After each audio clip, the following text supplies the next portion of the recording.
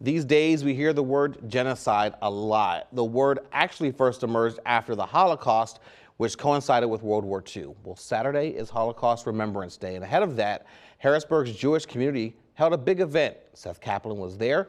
He is here now with more. Good afternoon, Seth. Good afternoon, James. Yeah, the Nazis killed 6 million Jewish people, 5 million other people from different religious, racial, and gender minorities, too. Last night, these folks gathered in Harrisburg to say, never again.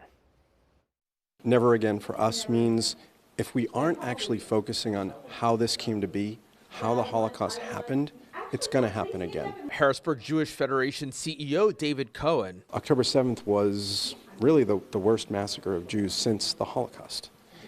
And when you think about that, you have to come out for this. Holocaust survivor Tova Friedman speaking, one of a dwindling number of aging Holocaust survivors still alive to talk about what they went through. Also new this year, words from folks from countries with complicated histories. Leaders in the German community, leaders in the Polish community. And not only 6 candles for the 6 million Jewish people murdered by Nazis, but a 7th candle. The 7th candle will represent October 7th event in the country. We cannot do this kind of event in the community without mentioning that. All this on a week when Monday, families of hostages stormed Israel's parliament, demanding the country optimize for bringing the hostages home safely, even if that means a ceasefire.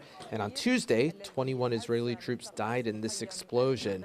Israeli Prime Minister Benjamin Netanyahu insists Israel can prioritize bringing home the hostages and destroying Hamas. But within Israel and within the Jewish diaspora, an increase in calls among some people to optimize for bringing home the hostages safely and minimizing war deaths on both sides. No division, though, when it comes to outrage over the Hamas attack, nor outrage all these decades later, James, over that genocide that gave rise to the word the Holocaust.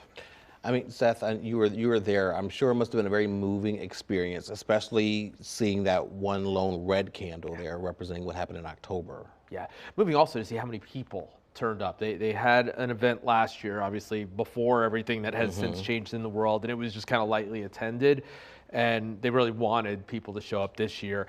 And when I was there, they were bringing in extra chairs into a very crowded room to accommodate all the people, so they got what they were looking for. Yeah, I mean, it really does put everything in a whole new light, seeing what's happening now and just thinking of the past. Yeah, absolutely. No, heartbreaking, and that's the whole thing, you know, the whole idea that history can repeat itself. Exactly. But they try to spin that in a positive way and say, well, it doesn't have to.